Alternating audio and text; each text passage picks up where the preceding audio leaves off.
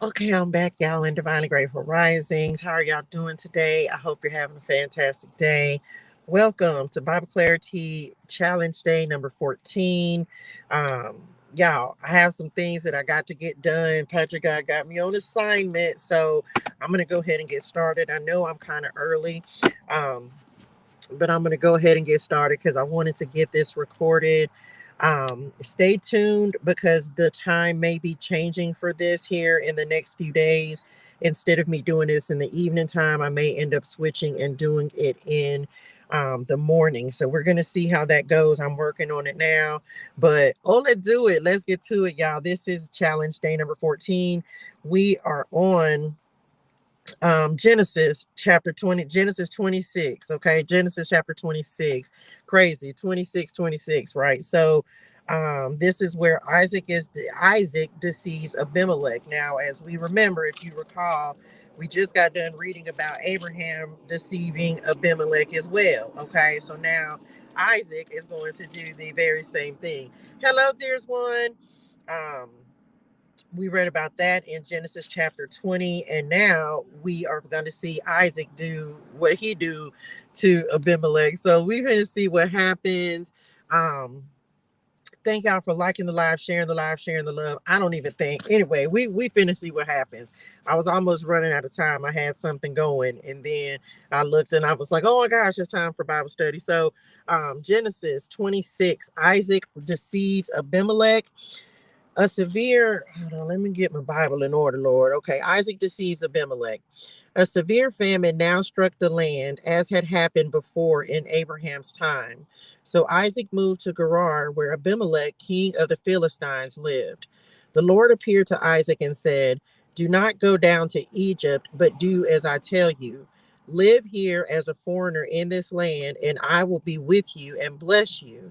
I hereby confirm that I will give all these lands to you and your descendants, just as I solemnly promised Abraham, your father.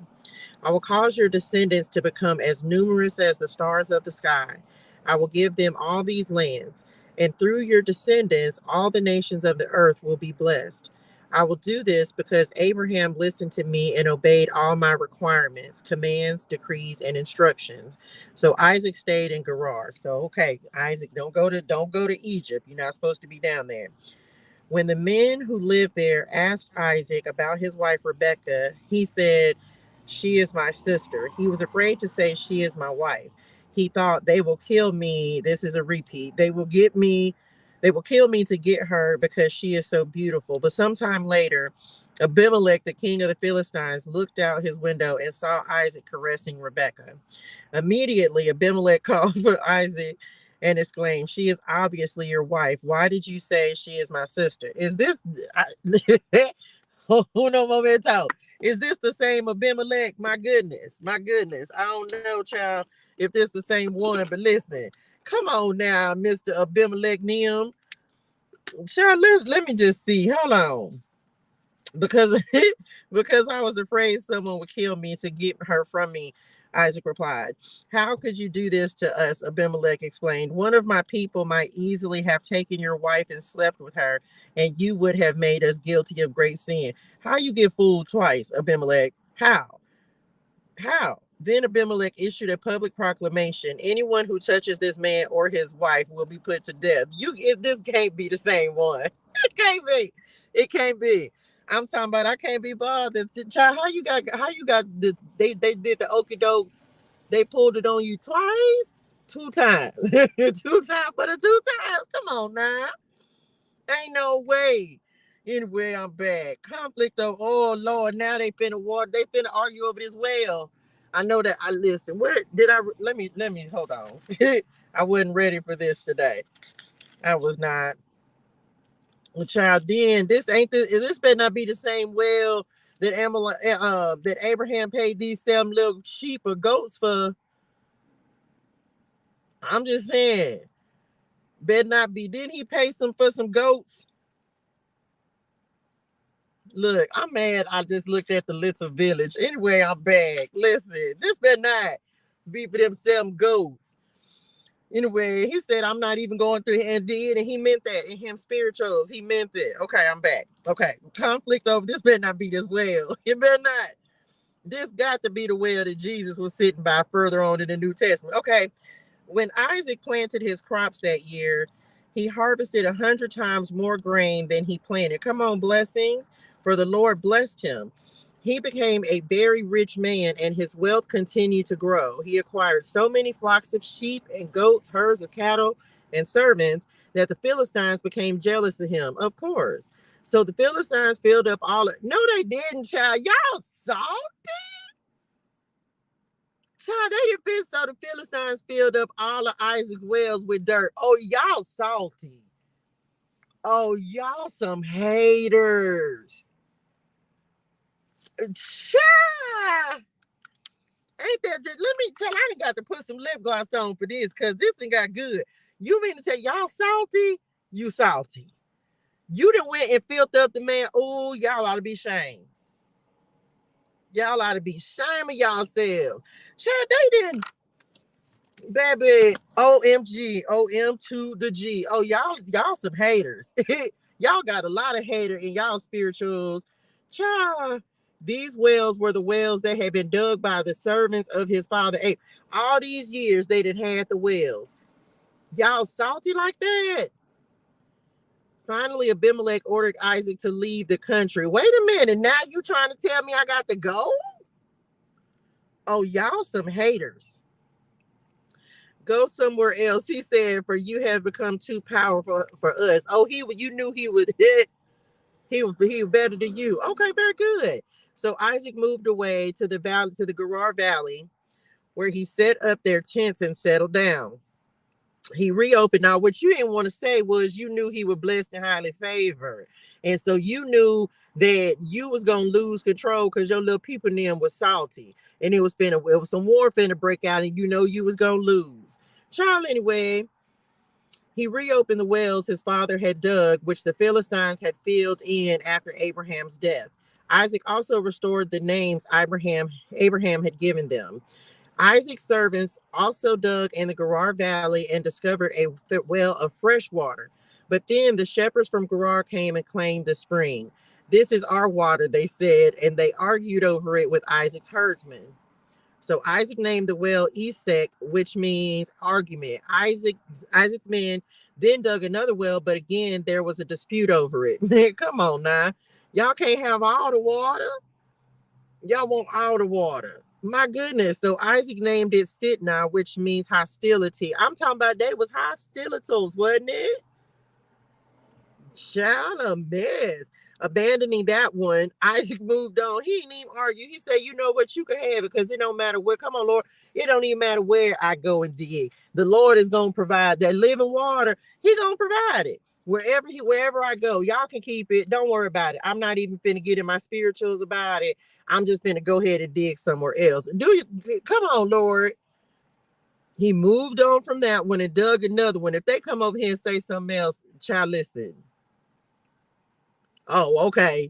He dug another well. This time there was no dispute over it. So Isaac named the place Rehoboth, which means open space. For he said, at last the Lord has created enough space for us to prosper in the land. Come on. It's room for everyone. Ain't that the way of life? That's why it's no reason for competition, because it's room for everybody to prosper. The Lord will make room for everybody. Whatever he's calling you to do, if you're listening to him, child, it's room for everybody. That's why there should be nobody competing or thinking that you can't do something.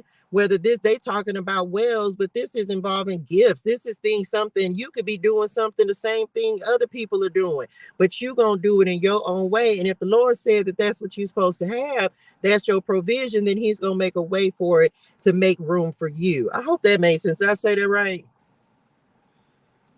That's why I don't understand why people be competing or thinking, because if you're supposed to be doing something, if you too focused on the competition, that means you're not giving yourself enough energy. You're not putting enough, like, because I don't have time. This is just me saying this, but I don't have time to be worried about what anybody else is doing. You just don't have time for that, right? Hello, dearest one. Like you just don't have time for that. When you're creating and you tapped in and you listening and being obedient to the Lord, who has time for competition?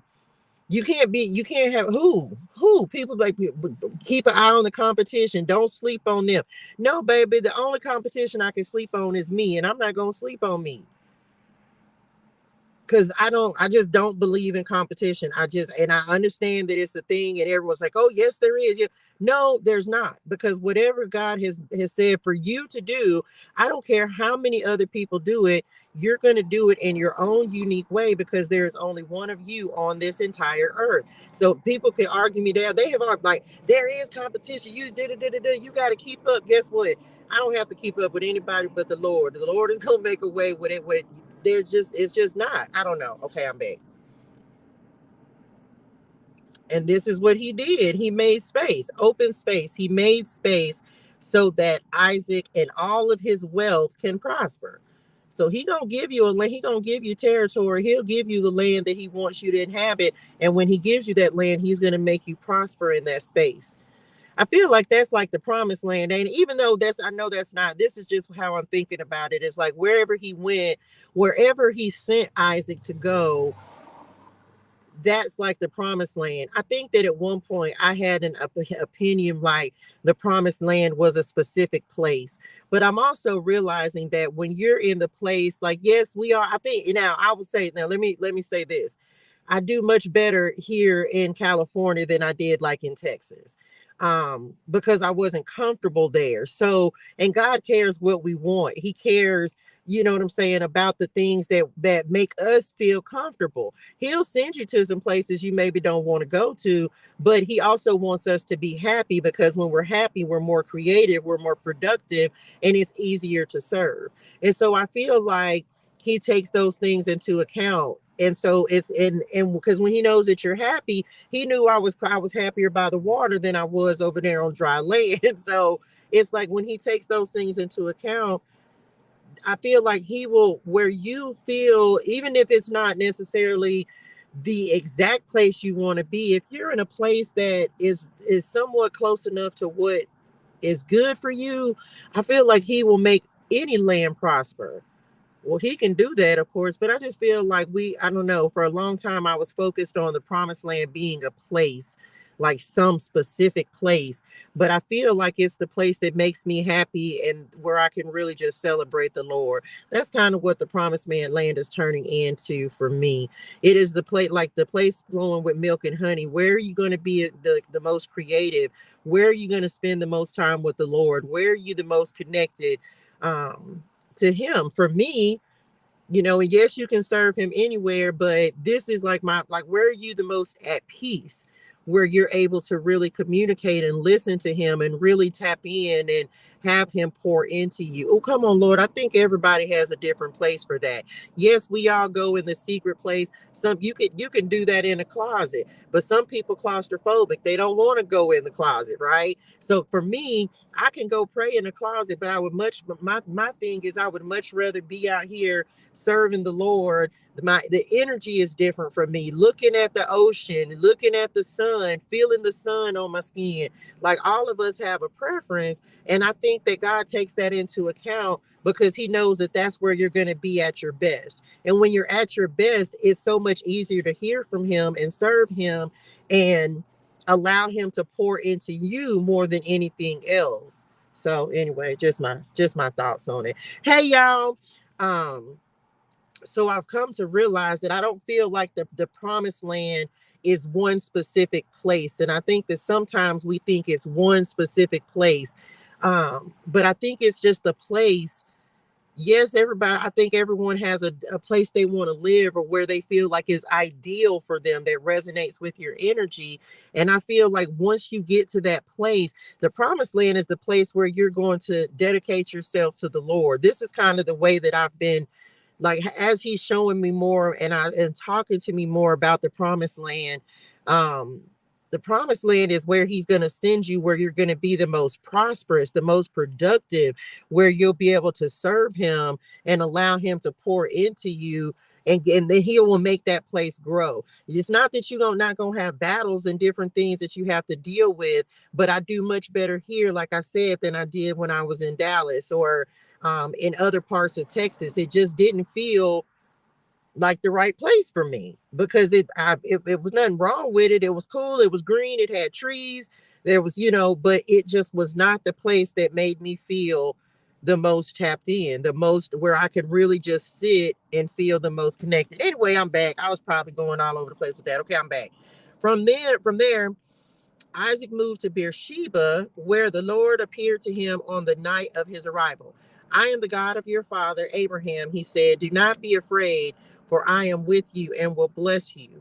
I will multiply your descendants, and they will become a great nation. I will do this because of my promise to Abraham, my servant. Then Isaac built an altar there and worshiped the Lord. He set up his camp at that place, and his servants dug another well. Another well. Um, what you said, you just said something and I forgot. And listen, wherever he goes, there I will be also. That's what I just heard in my spirituals. Thank you, Lord. Well, I just heard my spirituals. It's just like, listen, and I think that's something else. Like God will come to you in some, because I don't know, for me, what I just read, when I just read that, I was like, child, I wonder if Isaac was like, hey God, hey God of Abraham, my father. Look, I couldn't stay over in them other places. It was too much hostility. I was too big for them. I need to make, I feel like Isaac. I was like, hey, now this the place I'm at right now. This where you want me to be. Can you tap in? Can you tap in and let me know that I'm in alignment, right? That I'm in the right place. And God come in and say, yeah, boom, you're right where I need you to be. I'm gonna bless you. Continue to do what you're doing. So I don't know. Just my take on it. Isaac's covenant with Abimelech. See, here we go. We just repeat. The Bible just be on repeat. One day, King Abimelech came from Gerar with his advisor Ahuzath and also Phicol, his army commander. Why have you come here? Isaac asked. You obviously hate me since you kicked me off your land. What you want? Tell him. Spirit of him answers Isaac. What you want? What you doing here? Your people salty. They filled up my well. You kicked me out. You told me to leave. I'm gone. What you want? That's me. Yeah. You right. I probably would have said it a little different, huh? Y'all wasn't saying cussing words back then. I probably would have. I don't hardly say that many, but I would have. You didn't even want me. What? They replied, we can plainly see that the Lord was with you. You see. You knew the Lord was with him when he started amassing all that great wealth and he was still in your presence, but you was scared, you was mad, the people them mad, and now you didn't kick me out. You knew I was blessed when you met me. Message? You knew I was blessed when you saw how much I was accumulating. I didn't come to you broke. I didn't come to you like that. I came to you with wealth, and then I just amassed more wealth when I was in your presence. And so you knew that. You knew that already. So we went to enter. Oh, we can plainly see that the Lord is with you. So we want to enter into a sworn treaty with you. Let's make a covenant. Swear that you will not harm us, just as we have never troubled you. We have always treated you. Now you want me to what?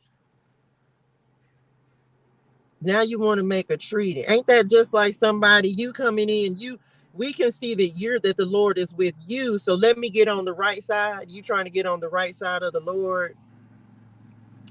You don't want since you so I don't know, child. I got to take this both ways. Are you trying to get in good with my Father God who in heaven? You don't want nothing to happen to us, so you trying to be friends. So since you blessed, we don't want nothing to happen to us. Okay, we get it.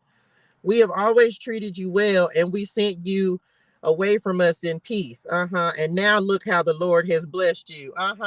You sent me away, and now look how the Lord has blessed me. That's okay. That's how you do. So Isaac prepared a covenant feast to celebrate the treaty, and they ate and drank together. Early the next morning, they each took a solemn oath not to interfere with each other. Then Isaac sent them home again, and they left him in peace. Very good. That very day, Isaac's servant came and told him about a new well they had dug. We found water, they exclaimed. So Isaac named the well Sheba, which means oath. And to this day, the town that grew up there is called Beersheba, which means well of the oath. Come on. This is the well.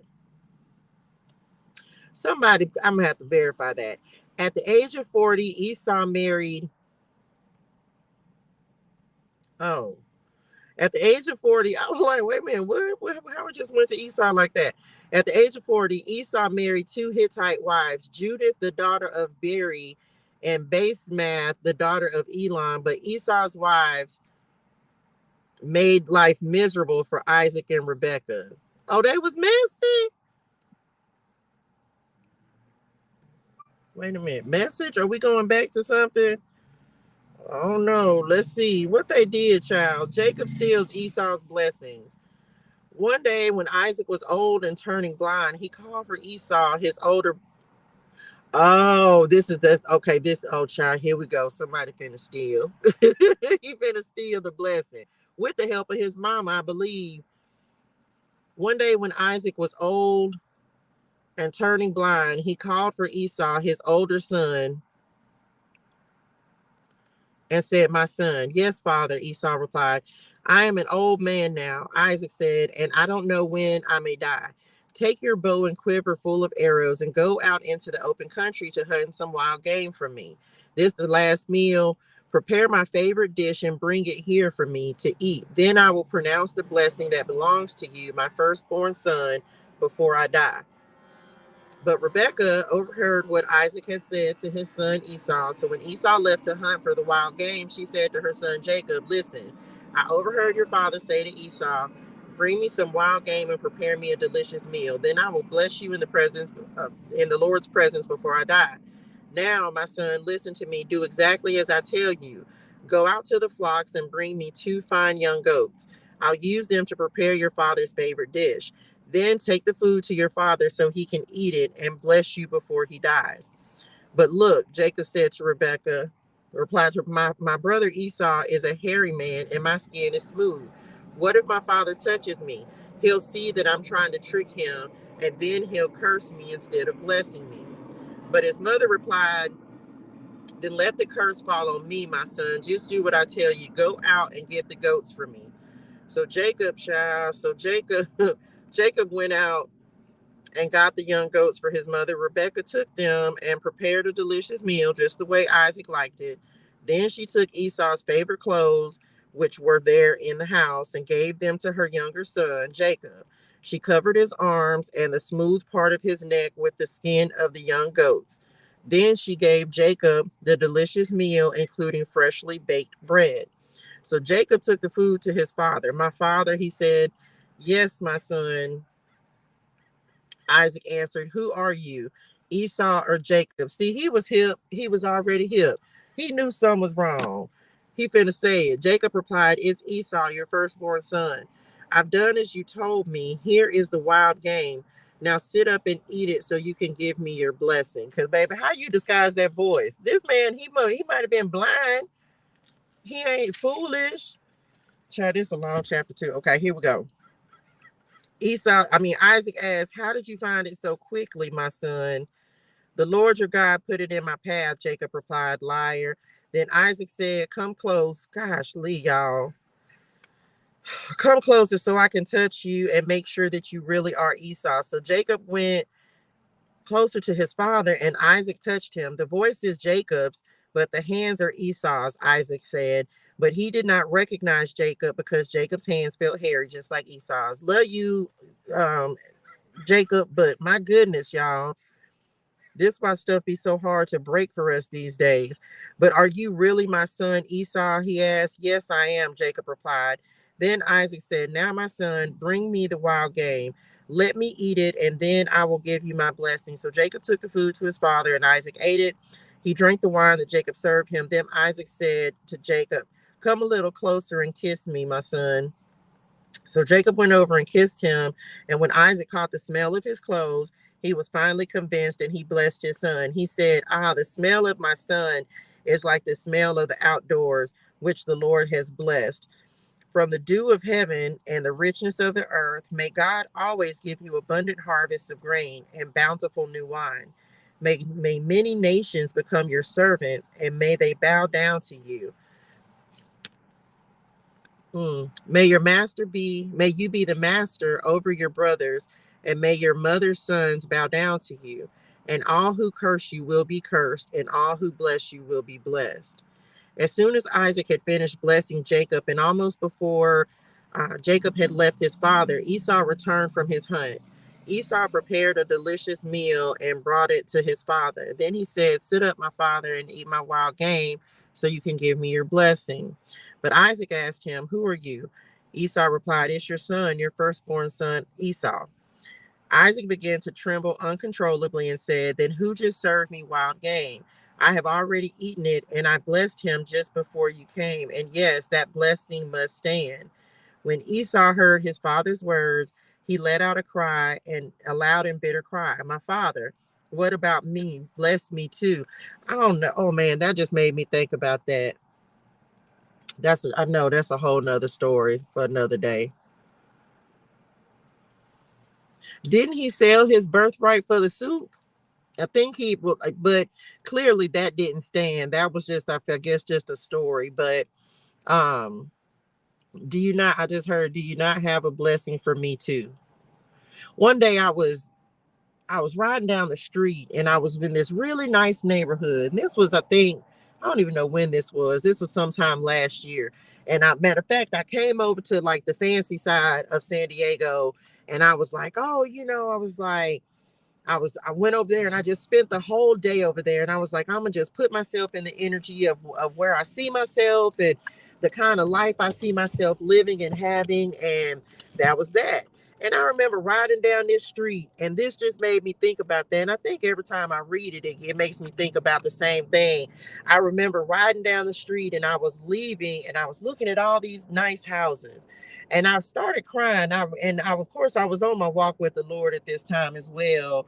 um and I was just like looking around, and I was like, Dad, I remember saying it out loud. I was like, Daddy, do you have a house for me too? And that just took me to that little part where, because I was looking at it, it was like being blessed. So I can only imagine how Esau felt, because he'd have been swindled out of his blessing, and he's like, Daddy, do you have, is there none left for me? Is there none left for me? I understand how that feels when you be like, "Chut, is what's left?" But anyway, I don't know why that just took me there. Okay, I'm back. But Isaac said, "Your brother was here, and he tricked me. He has taken away your blessing." Esau exclaimed, "No wonder his name is Jacob, for now he has cheated me twice. Look, first he took my rights as the firstborn, and now he has stolen my blessing. Oh, haven't you saved even, oh, come on, that's why. Oh, haven't you saved even one blessing for me?" Mm. Isaac said to Esau, Isaac said to Esau, "I have made Jacob your master, and have declared that all his brothers will be his servants. I have guaranteed him an abundance of grain and wine. What is left for me to give you, my son?" Esau pleaded, but do you have only one blessing? Oh, my father, bless me too." Then Esau broke down and wept. Finally, his father Isaac said to him, "You will live away from the richness of you will live away from the richness of the earth, and away from the dew of the heaven above. You will live by your sword, and you will serve your brother. But when you decide to break free, you will shake his yoke from your neck." Hmm. Why it sound like he was finna be in bondage?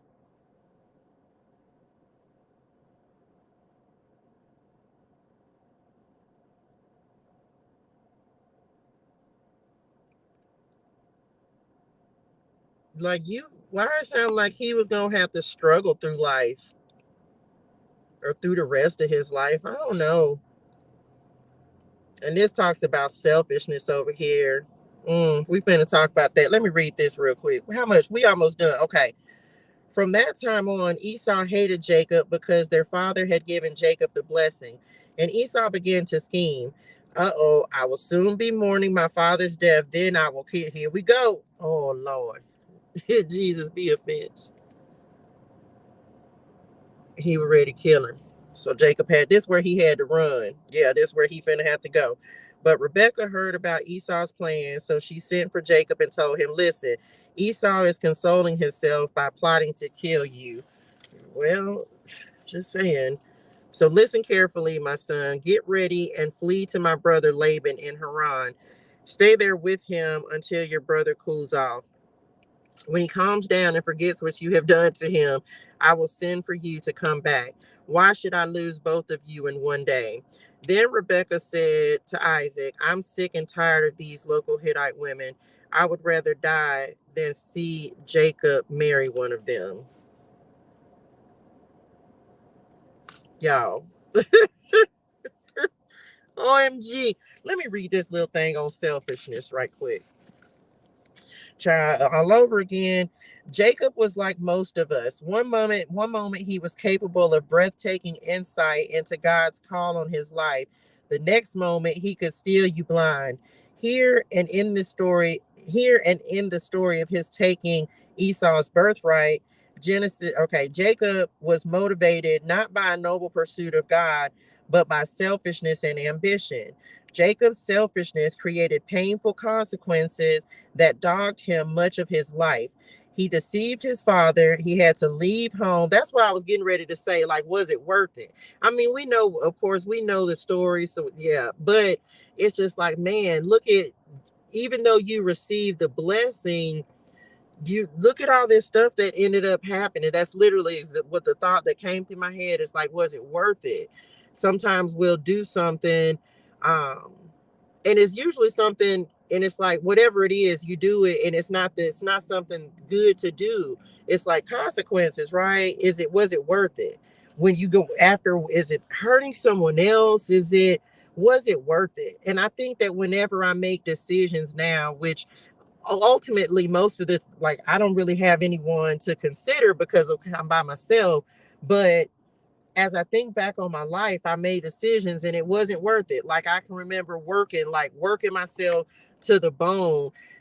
And this was when I was a nurse, of course. And so, yeah, I was making money, but I was also sacrificing time. And ultimately it comes back to, was it worth it?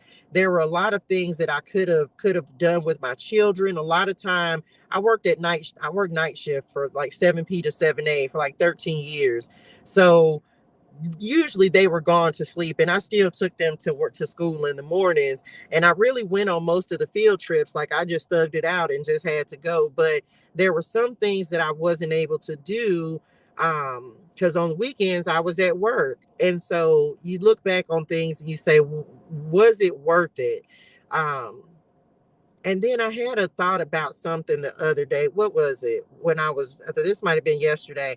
When we do something, like, is it for short-term gain or long-term gain? It's like creating something. Let's say it's I don't know, let's say it's like a product or a service. I don't know what other example to use. Is it something, oh, that's even better. Okay, that's even better.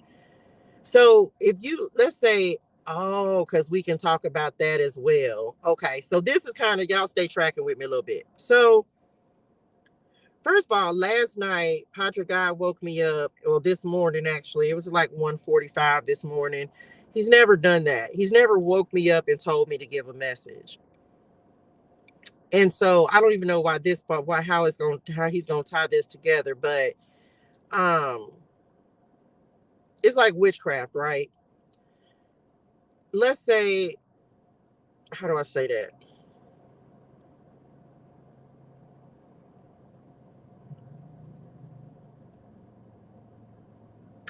For people who participate in witchcraft, whatever, no judgment, right? Because understand, y'all, years ago when I first started tapping into spirituality, the things that I was learning, I now know was witchcraft. Okay. Some of the things that I have seen, experienced, I now know was witchcraft, right? But then I was very naive and I had no idea. I just was doing basically doing what I was told. This is a true story, right? So now that I'm not, now that, because I wasn't really, I'm not gonna say I wasn't thinking for myself, but I didn't understand the consequences behind doing things. That's where this is going. I didn't understand. Yes, I was able to, like manifest some stuff right then, but I'll use an example for just myself, right? Dabbling in magic and things that you don't understand, it's like consequences.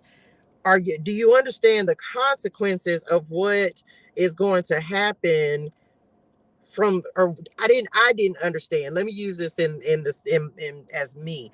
I didn't understand the consequences then, and thank God for him giving his angels charge over me, because this is the thing, I didn't know then that tapping into this kind of black magic and like real witchcraft, y'all, it opens up portals for entities and witchcraft to come, like demons, if you will, to come in and have access to you. I didn't know that then, y'all, because I wasn't walking with the Lord. I wasn't walking in my light. Let me just say that.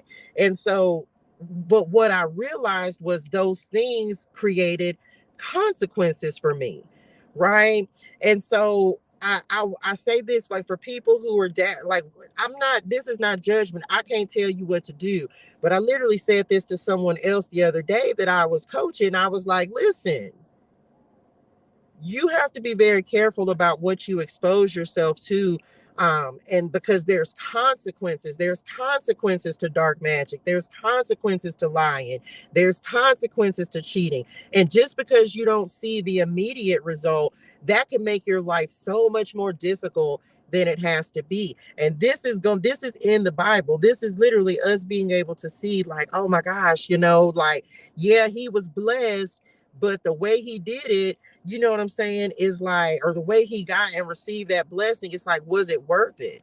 You know, I would much rather have a blessing with ease, with, so that I'm not having to constantly be going through struggles and watching my back. And now my brother want to kill me. You can't talk to him no more because you didn't swindled him, right? You didn't swindled him out of something that was rightfully his. Now you on the run. You got to watch your back. You gonna have to watch your back from other people.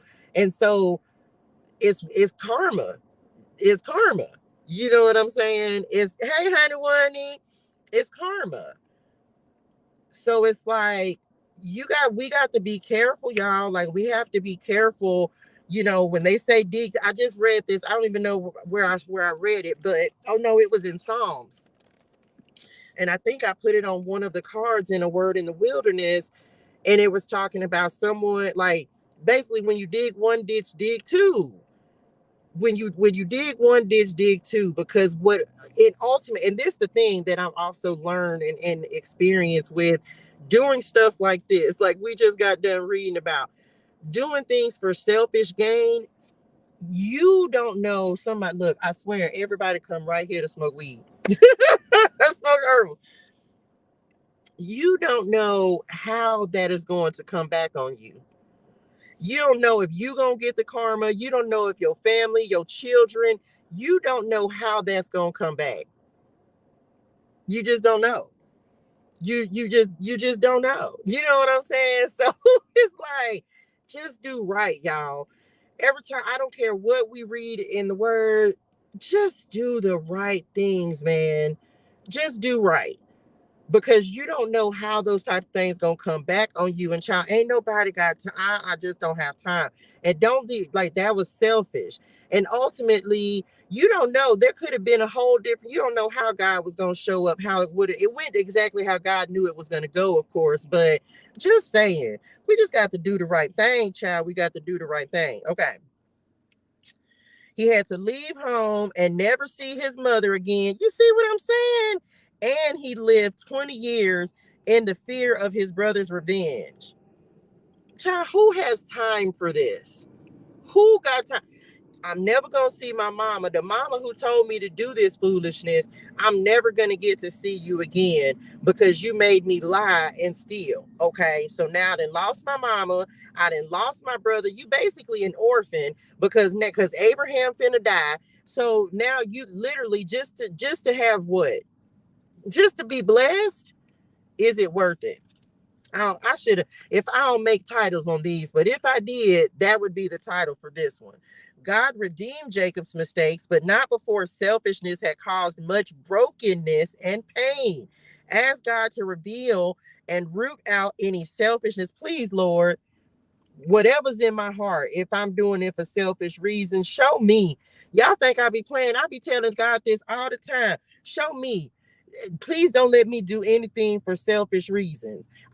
Because I don't know, when you're selfish, it hurts people, y'all. It hurts people. And so y'all better be asking Padre God, like, show me what I need to know within myself. What do I need to heal within myself? Help me heal. Show it to me so that I can't deny it, and help me heal this, Lord. Remove this from me, because I don't want to do that. I don't, because it hurts people. These kind of actions, like the consequences, they it goes further. It's not just you.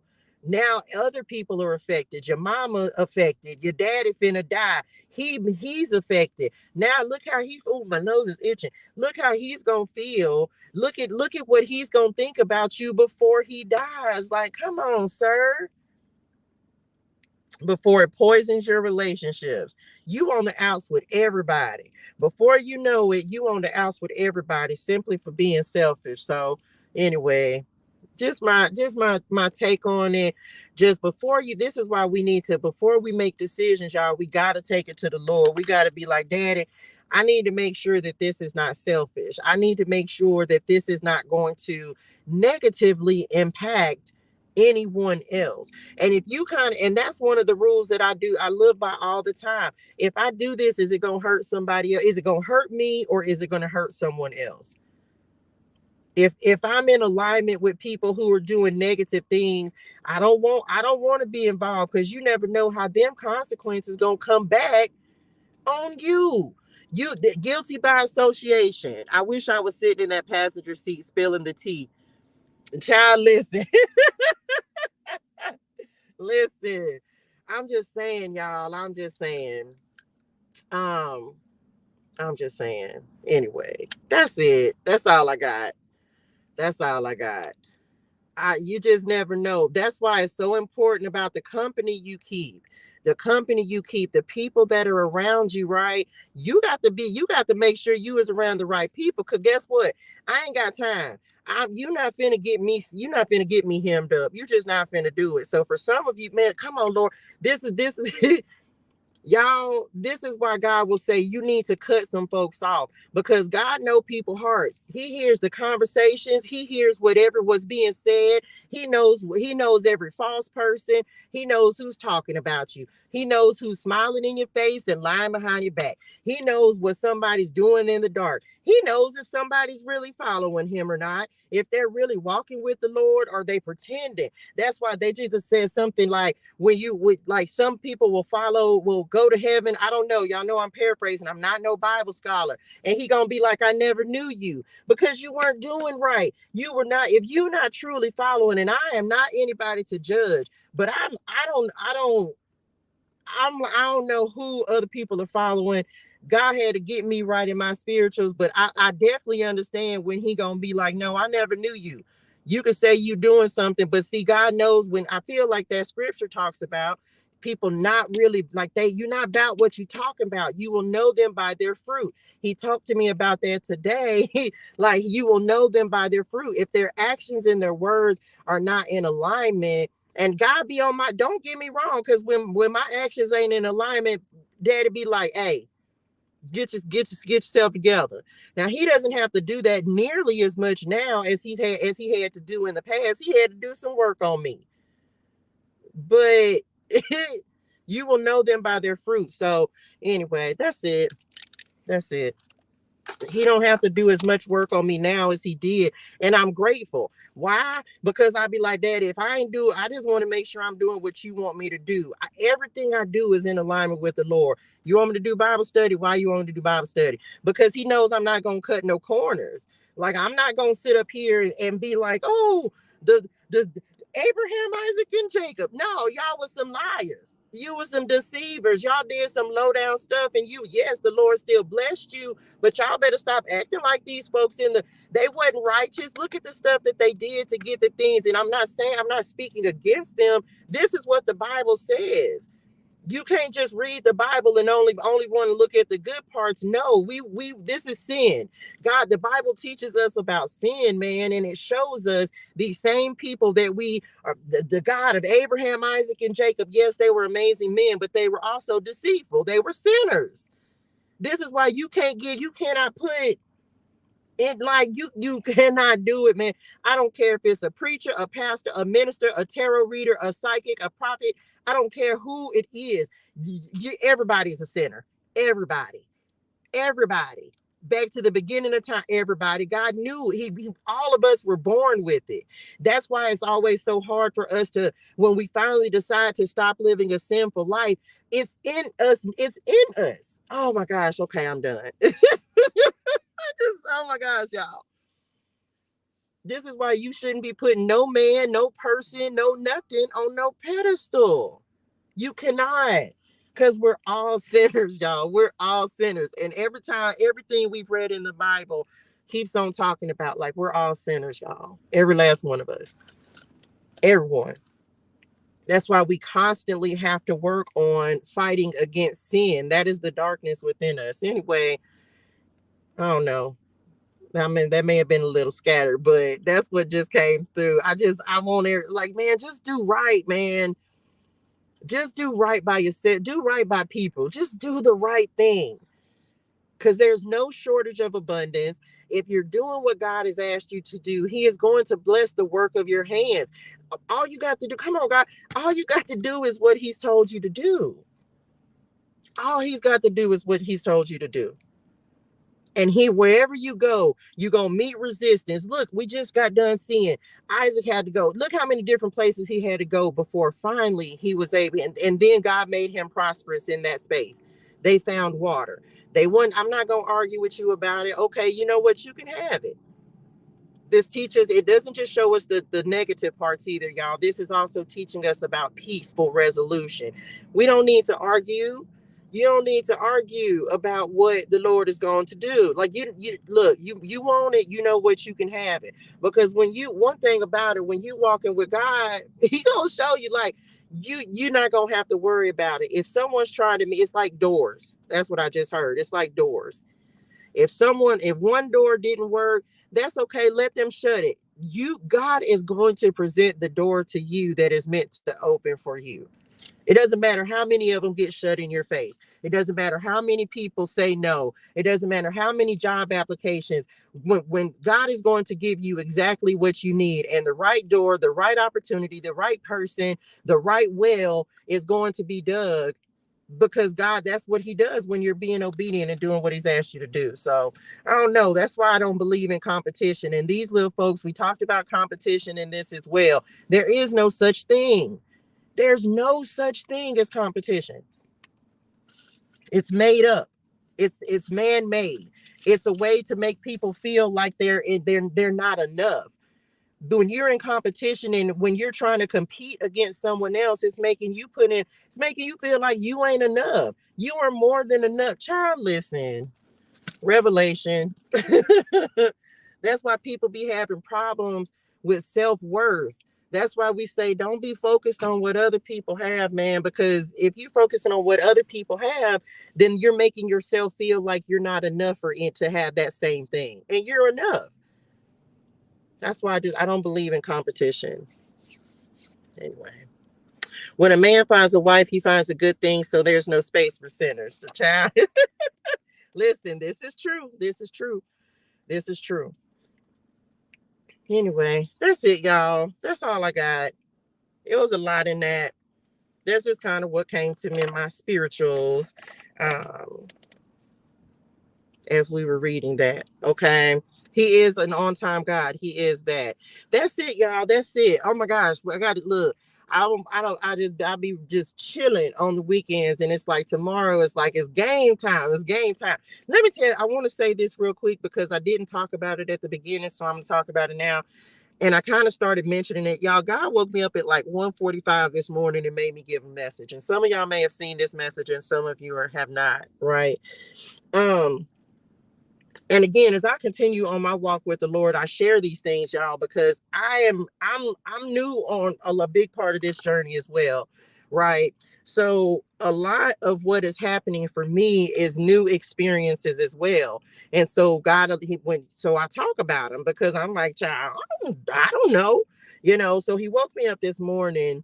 And I want someone to be encouraged because the message that he had me give this morning, it was talking about spiritual warfare and witchcraft and like attacks.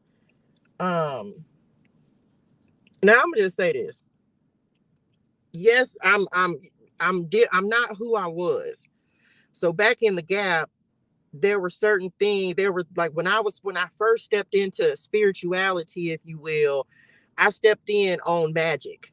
Okay. It was magic this. It wasn't God. It was magic and spells and stuff like that, right? True story. I don't have nothing to hide. This is really who I was. And I'm this is why all the more reason that I think that because I asked God this last night and I'm gonna try to make this make sense, but I asked him when he woke me up and gave me this message, I say, well, Lord, why did you wake me up to give that message? And so what he was explaining to me is because of the fact I was in when I came into spirituality, I came via a different route. I was doing different things. Do you understand? I was There was spell work and going to the crossroads and tapping into stuff that I had no idea about. Once again, thank God for giving his angels, my mom and them, charge over me to keep me in all my ways because I was opening myself up to stuff that I had no idea what I was doing, y'all. And because I didn't know, like I've told y'all this. There was one time I went to the crossroads and trying to tap into a I don't even know, and this is no disrespect to anyone's religions or your practices. I'm just saying I was doing something that I had no business doing. And so this is the reason I'm talking about this is because of the conversation that God and I had this morning, because of the fact that he made me post a video specifically about witchcraft and spiritual warfare. So several years ago, I went to the crossroads and I was doing this ritual to tap into this Orisha. And y'all, I had no idea what I was doing. Okay. I had no idea what I was doing. And so thank God for God again that my mom and them were there and able to protect me from something. And what's crazy is even that day that I was doing that, my mama was there that day. She showed up in the form of oh my God. Oh my God. Okay, y'all. Oh my gosh, that's revelation. Okay, look. Wow. Okay, y'all, stay tracking with me, but I got to tell this to somebody. I'm going to have to talk about this again on this morning's message. I did a reading. I did my own. It was one that I did, and I don't know which one it was. But one on the reading, I said go back to November the 5th or the first week of November. It was something about the first week of November of last year, or like the first 15 days. It was somebody, it had to be yesterday. It was one of the, I don't know who it was. I'm gonna have to find it. But I was talking about going back, like somebody was getting ready. This is whoever has somebody got love coming in. One of the signs that I just did, they have like a partnership coming in. And so on that reading, I was telling them that the person that they may be meeting is a Scorpio, maybe birthday around November 3rd, November 4th, something like that. And then I end up saying, just go back to November, the first week of November, and see what happened. Bet. Okay. So I watched the reading and something told me to go back to look and see what happened for me, a dream that I had on November the 5th or the first week of November. So I went back in my notes and I had a dream, y'all. I cannot make this up. And I just cannot. I had a dream that night that I was being chased by a pack of wolves. And so what ended up happening, it was like there was someone training the wolves. And then there was there was someone training the wolves, and so all of them were over there. But then there was this other, when they stopped training, there was this one wolf. It just kept following me, like I was trying to leave and it was following me. And it was like it couldn't get to me, couldn't reach me, but I knew it was there. It was like it was stalking me. And so hmm, and so I was walking, and so every time I would turn around, the wolf would start like snarling. I remember talking about this on one of the lives. And so the wolf would like start snarling because it wanted to stay hidden. But it couldn't touch me or do anything to me, but it would just start snarling at me. Cause I remember y'all making a reference about Cujo. Yeah, they made a reference like Cujo, and we started talking about rabies. And so I was like, okay. And then I finally went inside this building or this door or something, and like the wolf could not come into where I was. And so that was the end of the dream. Now, with all that being said, when I when I took that dream to the Lord, he told me what that dream meant for me, right?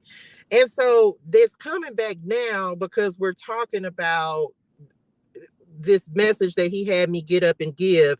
And I'm also telling y'all that several years ago I was doing this magic spell, and it was midnight, and I went to the crossroads to have access to open the flow of abundance. Let me just tell y'all what this was about without going into a lot of detail. It was like to open the flow of abundance, right? Bet. And so I did it. Like there was a whole ritual that I did, but I had no clue what I was doing. Okay. And so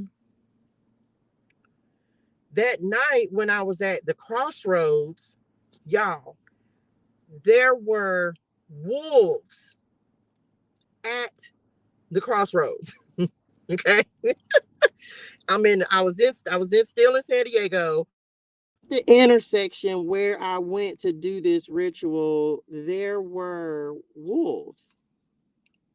And there was one wolf that was kind of like slinking behind a car.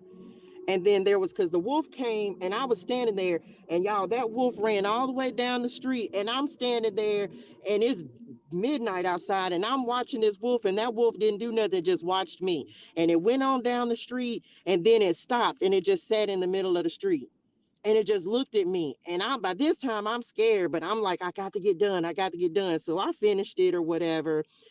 So then I finished doing what I was doing. And when I looked up, it was just a bunch of, it was wolves in different places, y'all. I saw them. So I finished what I was doing, and I ran back to the house. I'm like, OMG. And so I got in the house. And as soon as I got in the house, my mama came through and was like, that was me. Now, I didn't know it then. Right? I didn't know it because I didn't know what I was doing. But that particular night, my mama, she protected me from what I was doing. Okay. From what I was doing and what I was participating in.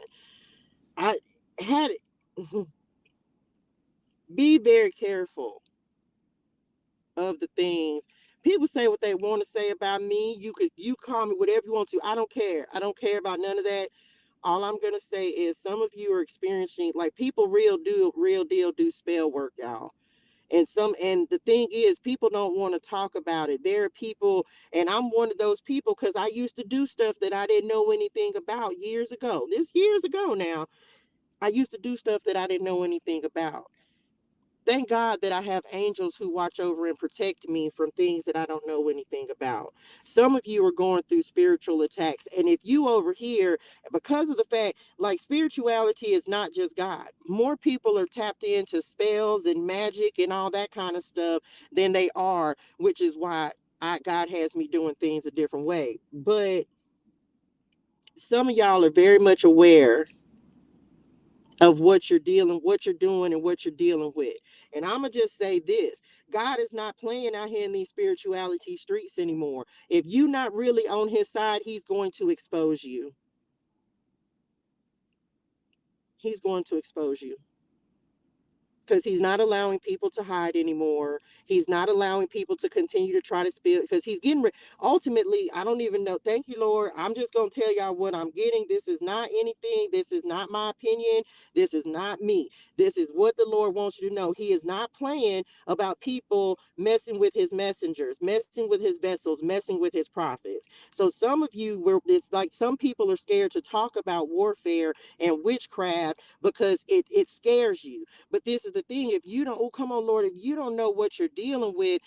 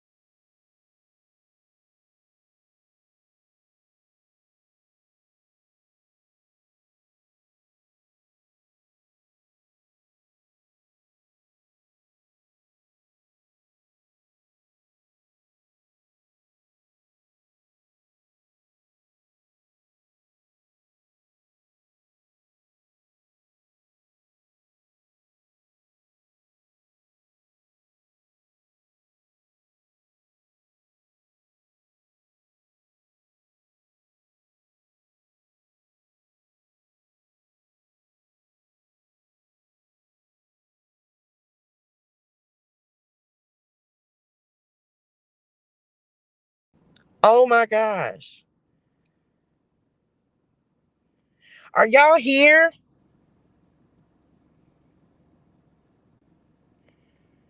Is anybody still on here? Y'all, I don't even know if this is recording anymore.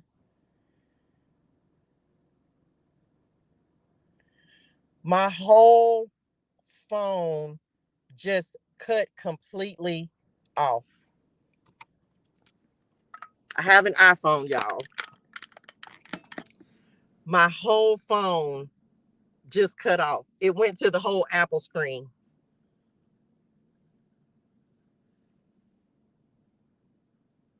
I'm talking about phone went black. Then the Apple popped up. I can't make this up. I can't make it up. Wow. Anyway, I can't make it up. I'm like, anyway, told you, man. I'm just a messenger. I'm just relaying the messages that I'm given from my Father God. Whole phone just blinked out. It's all good. That was it. Some of y'all are experiencing spiritual warfare. Some of us. I'm not gonna say y'all. I didn't feel like I was being attacked. God has worked on me and worked with me. He continues to show me what I need to know. I know different things that happen to me that make me know that I'm kind of going through like something ain't right. But it's all about elevation. A lot of you are just becoming more spiritually aware. A lot of us are becoming more spiritually aware. Y'all know I remove myself. And so it's hard for me to say us, because I don't, like, I remove myself when I'm getting messages from the Lord. Not that they don't apply to me, but I ask him to be, I don't have anything going on to make me feel like, you know what I'm saying? Like this is something, but other than the fact that elevation is happening, like we're going to new levels, new devils. That's the basic thing that he was telling me about. And some people, it depends on, you know, everybody finds their way to the Lord a different way. For me, that was kind of, I came in through that door, and then I stepped out of that door and stepped into, you know, truly knowing who he is. Um Yeah. So it's all about elevation. But if you don't, some of you may be waking up at night. You can watch that video if you feel like something like just crazy stuff is happening. It definitely feels like there's some spiritual warfare. And it's all about a season of elevation, going to the next level, new beginnings happening. So that's it, y'all. That's all I got. Look, you better not go. Yeah, I'm back. I'm talking about I'm fit child. Listen, that's it. That's it. That's it. That's all I got. We got this morning's message in the morning at 8 a.m. Pacific Standard Time. Bible study, of course, a word in the wilderness. Y'all, if you're interested, of course, if you need daily inspiration, guidance, scriptures, or psalms, my ClariTEA Tarot and Oracle decks are available on my Etsy shop. I'm redoing my website, so it's down right now. But they are available in my Etsy shop. They're two with 20. They're 25% off the purchase of two or more. Was great. Well, anyway, y'all will see. Y'all will see. So a word in the wilderness, prosperity, clarity, those literally I just completed those within the last 2 days, and all of them, all 6 volumes are up. They're up. So yeah, y'all, that's it. That's all I got. Pray, stay prayed up, stay, ask God what we need to heal within us so that we can end cycles of toxicity, and so that we can be aware, as well, so we know what's going on, what's happening for us. um Oh, well, thank you, dearest one. That's it, y'all. That's all I got. I want y'all to have a fantastic and amazing evening in purpose and on purpose. Hydrate your soul and things, drink your water, say your gratitude. Thank y'all for tapping in with me for Bible Clarity today. It's just a lot going on, y'all. It's just a lot going on. And I feel like God is kind of like, you have to choose your side. He's on some like choose your side kind of energy. I'm like, Daddy, I don't, but we know we out here, we a lot all of us, if you're over here, it's because you have a purpose to fulfill, and saving souls and helping people, bring people into the light, right?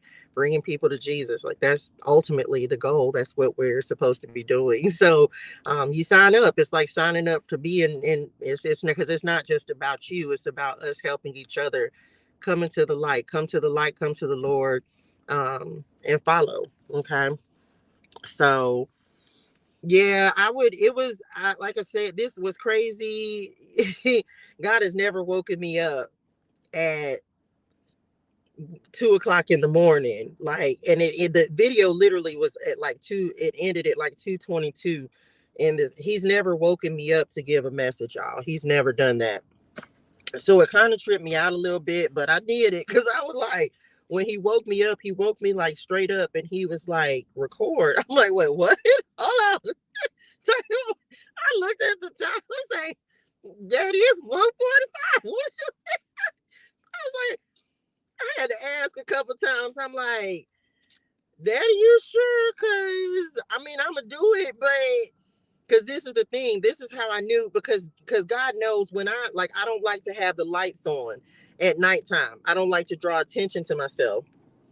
And so I was like, "You sure?" And he said yes. And I was like, "Okay." So I was like, "Okay," because I don't like to have the lights on at nighttime. So I don't like journal at night, anything. Because I don't turn the overhead lights on. Once I get done with this, that's it, because the sun just went down.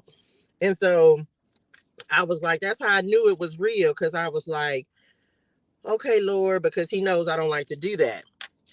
And so it's funny you speak about the crossroads and some things that's been happening with me. Child, listen, um, child, woo. um, Again, I was just naive, y'all. I didn't know any better. You know what I'm saying? And I was trying to learn about something that I didn't know anything about. Yeah, I went to the crossroads. I actually went twice. I did that same particular ritual. I actually did it twice in my life. The first time I really didn't know anything. The second time, and I think that's why, because the first time my mom and them didn't show up, but the second time my mama did show up. And God gave me revelation about, the he's gonna talk to me about it more, because I just now made the connection as I've been on here with y'all. I just now made the connection between the dream that I literally just read about yesterday and the crossroads. Um, when you ask God for something, come on, Lord. When you ask God for answers, when you ask God for revelation, He will give it to you. And especially if it's something that you need to know. Sometimes we be wanting answers from God, and sometimes He don't give us answers. But a lot of times, the only reason He won't give you an answer is because it's something you're not ready for yet. But if there's something going on in your life, y'all know I'm not interneting right now. And so He doesn't really have me listening to very many people.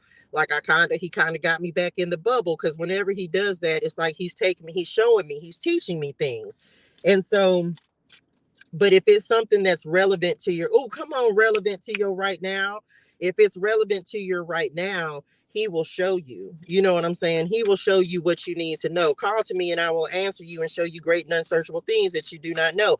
I actually just wrote Jeremiah 33 and 3 down, um, to make sure that I put it on a ClariTEA card. I think I already have it, but I'm not sure which Oracle deck it went in. Anyway, so when you need something to, if it's something relevant to your right now, God is going to show you. He's going to show you. He's going to connect the dots. And a lot of times for me, even though I talk out loud to Him, a lot of times for me, I get a lot of revelation when I'm talking to y'all, because it's something not just for me, it's something that I need to pass on as well. So, when you may not like the answer, you may not believe it, but He's going to show you what you need to know. Okay. And yeah, He going to show you what you need to know. That's it. That's it. Was that all I was going to say? Child, I think that's it. I love y'all in real life. Hydrate your soul and things, drink your water, say your gratitude. It's only about a 20-minute video. And also, I would definitely make sure you watch it's in tandem. It goes with the Leo reading from yesterday as well. Leo had some strong energy about a hater, somebody being salty. And so God, I feel like that it kind of was in alignment with that. So just watch the Leo reading, um, and that may give some additional answers as well. And then of course I'll do some more recording tomorrow. Okay. That's it. Love y'all in real life. I will see y'all tomorrow. Okay. Love y'all. Y'all be safe. Bye y'all.